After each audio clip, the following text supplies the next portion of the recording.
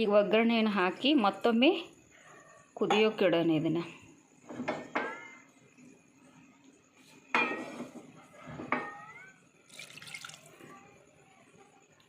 ಇನ್ನೊಂದು ಸರ್ತಿ ಚೆನ್ನಾಗಿ ಮಿಕ್ಸ್ ಮಾಡಿ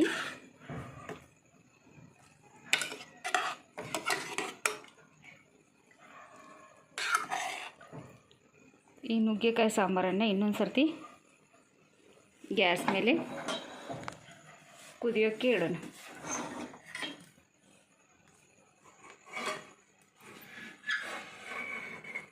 ನೋಡಿ ನುಗ್ಗೆಕಾಯಿ ಸಾಂಬಾರು ಎಷ್ಟು ಘಮ್ ಅಂತ ವಾಸನೆ ಬರ್ತಾಯಿದೆ.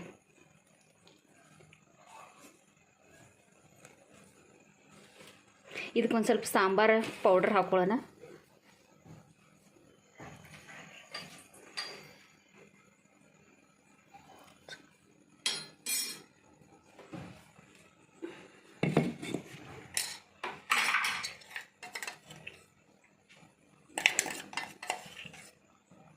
ಈಗ ಒಂದು ಕುದ್ಬಿಟ್ರೆ ಉಪ್ಪು ಖಾರ ಸಾಂಬಾರು ಪುಡಿ ಎಲ್ಲ ಚೆನ್ನಾಗಿ ಮಿಕ್ಸ್ ಆಗುತ್ತೆ.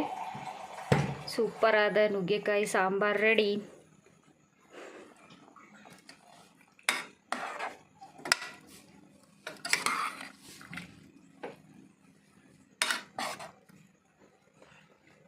ಅನ್ನದ ಜೊತೆ ಸಾಂಬಾರು ಸೂಪರಾಗಿರ್ತೈತಿ. ನೀವು ಮಾಡಿ ಟೇಸ್ಟ್ ನೋಡಿ.